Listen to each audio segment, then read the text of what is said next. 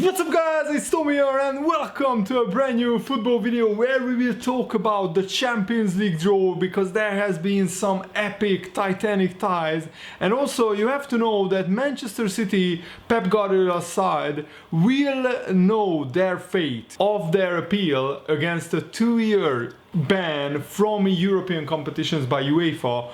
On Monday they got banned for breaching financial fair play rules, and I'm really nervous about this verdict because this will affect the future of European football. If Manchester City's ban is null and void and they can just continue without repercussions, then that will basically throw out financial fair play as we know it from UEFA and from European football.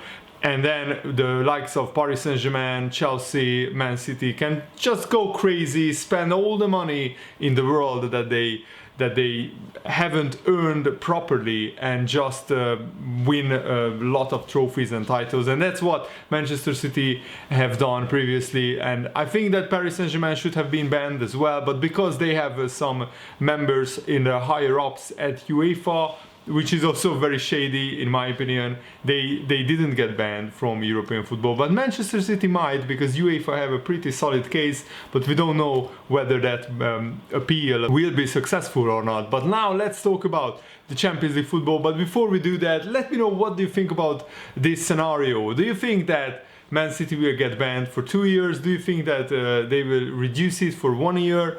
Maybe that's also a potential scenario, or they will just cancel the ban and Man City will just probably pay a fine, which is no problem for them because they are having a bottomless pit of cash. But now let's talk about the Champions League draw. So Real Madrid or Manchester City, whoever wins that tie, Man City at the moment are leading 2-1 after winning in Madrid. They will face Lyon or Juventus, and that tie isn't over either, because Lyon beat Juventus 1-0 in the first leg, and the way that Juventus have been playing this season, they have been a results machine.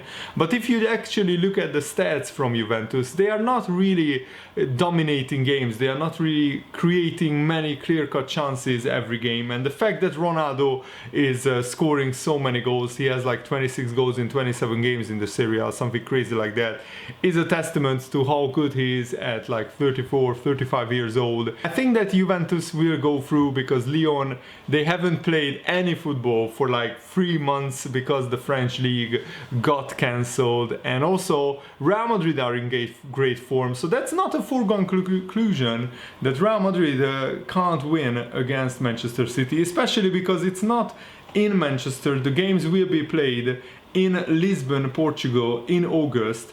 And also the winners of this tie will play either Napoli or Barcelona or Chelsea or Bayern Munich. So because on the other side of the draw, it's Leipzig against Atletico Madrid, and this is why I'm even more gutted now that Liverpool missed out on qualifying to the quarterfinals, because Leipzig without Timo Werner are not as strong as they are with Timo Werner. And if you haven't known already, Timo Werner is going to Chelsea in July, at the end of July, so he will miss the Champions League tournament, the rest of the tournament with Leipzig, because Chelsea didn't want Timo Werner to get injured and risk him hitting the ground running with Chelsea. And Leipzig, probably for a bit of money, agreed to that. So Leipzig will miss their main goal scorer, their number 9, Timo Werner, in the Champions League. So I think that gives a massive advantage to Atletico Madrid, who are also in great form in La Liga, and they are a rock-solid team. But imagine if Liverpool could take just one more of their chances in the 90 minutes at Anfield against Atletico Madrid, then we would be facing Leipzig. And I would fancy Liverpool to knock Leipzig out pretty comfortably without Timo Werner. Leipzig, as I said, they are a strong team, but they are not as strong. From any team, if you pick out their top scorer, especially if that's Timo Werner, who scored 30 plus goals this season, they will be a lot weaker. Don't get me wrong, Leipzig have some very good players, but I think Atletico Madrid are better right now. The third draw is Napoli or Barcelona, against Chelsea or Bayern Munich. I think the Chelsea-Bayern Munich tie is over. Bayern won 3-0 in London, so the second leg is just a formality. And then the Napoli-Barcelona tie, that's very interesting. I think the first leg finished 1-1, and Barcelona will play the home leg in Lisbon, Portugal. And I think the way Barcelona are going, it's a very shaky at the moment, how they are struggling in La Liga, and it looks like Real Madrid will win the La Liga title. So I think Napoli has a very good chance to knocking out Barcelona, especially because Napoli have been winning like 5-6 games in a row in the Serie A, so they are very impressive. And I think either a Napoli-Bayern Munich or a Barcelona-Bayern Munich tie will be absolutely epic. I will be honest, I want to see a Barcelona-Bayern Munich tie, because that is two of the absolute powerhouses of European football facing against each other. And I have some interesting facts about the Champions League draw. So for example, Leipzig and Atletico Madrid have never played each other in anywhere, even in Europa League, UEFA Cup, Champions League. That's because Leipzig are a pretty new club, pumped up by Red Bull's sponsorship money. But Atletico Madrid is a very traditional Spanish club, so it's because of Leipzig that they never played each other. Also, Atletico have won their last 8 knockout ties against German sides, which is very, very interesting. Their last aggregate defeat against the German opposition came against Dynamo Dresden in 1979-80 UEFA Cup first round. That is an absolutely mind-blowing statistic. I mean, German sides are very strong, so Atletico Madrid to win 8 knockout ties against German opposition in a row is very, very impressive. Also, Atalanta and Paris Saint-Germain have never played each other either. That's also because Atalanta is a newcomer in the Champions League or in Europe. In fact, this is only their second season. Paris Saint-Germain are also without a win in their last 8 matches in the Champions League against Italian sides, against Serie A teams. 6 draws and 2 losses, no wins. The last time Paris Saint-Germain won a game against Italian opposition is a 3-1 victory against Parma in 1996. Wow, I didn't know that either, so that's a very interesting statistic. Also, the last 3 times that Bayern Munich and Barcelona have met in the Champions League, the winners went on to win the whole tournament. 2014-15, it was the semi-finals where Barcelona went through, they went on to win the Champions League. 2012-13, again in the semi-finals they met, Bayern Munich won the trophy. And then 2008-2009, so even before that, quarterfinals where Barcelona went through and they won the whole competition as well. So that bodes well for both teams, knowing that if they knock one of the other out, they have a big chance of winning the whole competition. Also, Real Madrid and Juventus have met 21 times in UEFA competitions, including Real Madrid's wins in the Champions League finals in 1998 and 2017. So Juventus are knowing that Real Madrid are their bogey team. They played Real Madrid basically twice in the Champions League final and they lost both times. But Juventus are famous for losing Champions League finals. I think they won like 2 Champions League finals of like 7 or 8. They lost like more than twice as many finals as they won, which is a very unlucky statistic for Juventus. And also Lyon took 4 points off Manchester City in last season's Champions League group stage.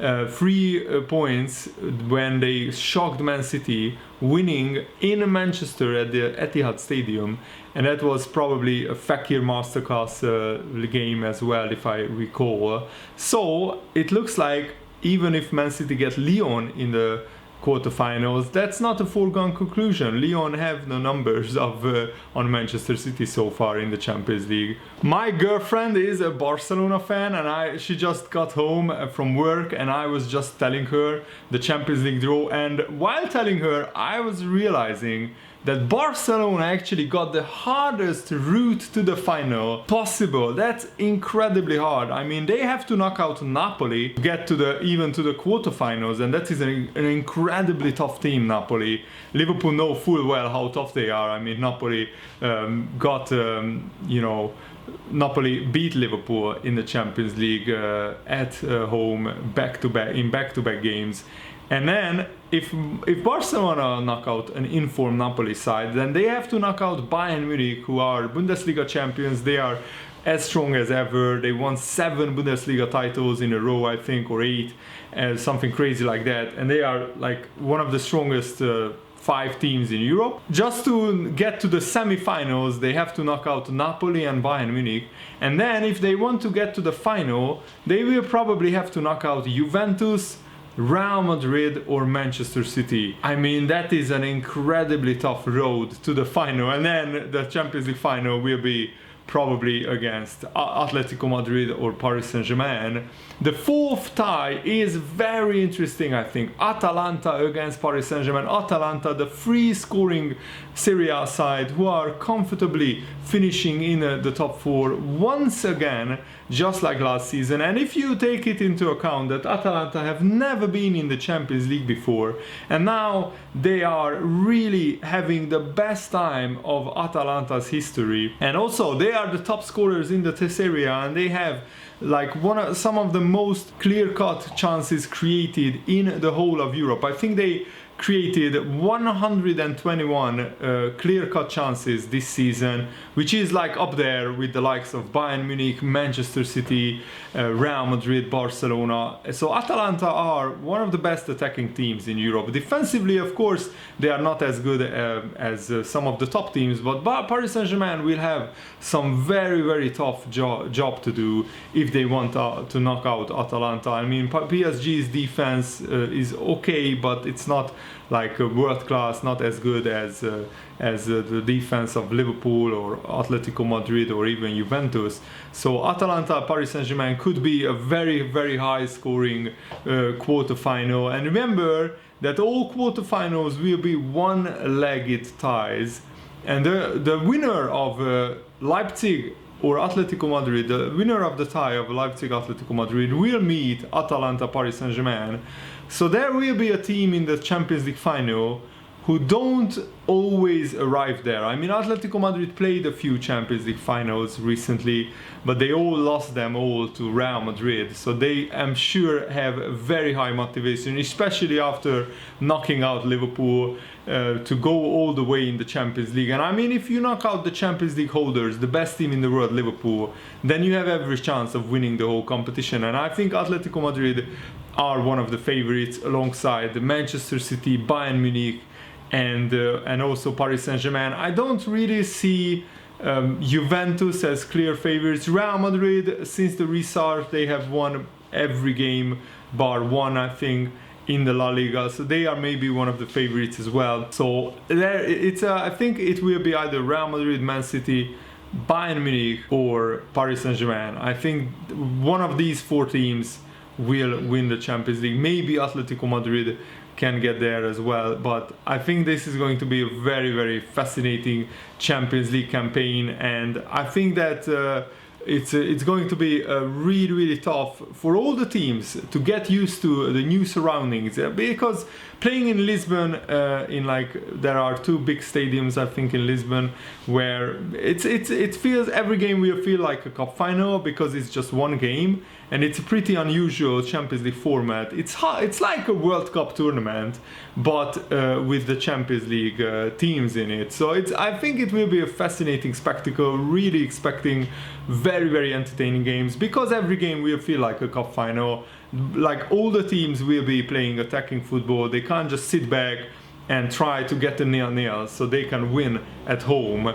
So that's my opinion. I really hope that you guys enjoyed this Champions League analysis video. I felt that I just had to talk about the Champions League. It's exciting and interesting competition, even when Liverpool are not in the competition. So thanks for watching, guys. Hope you enjoyed this. See you later. Goodbye.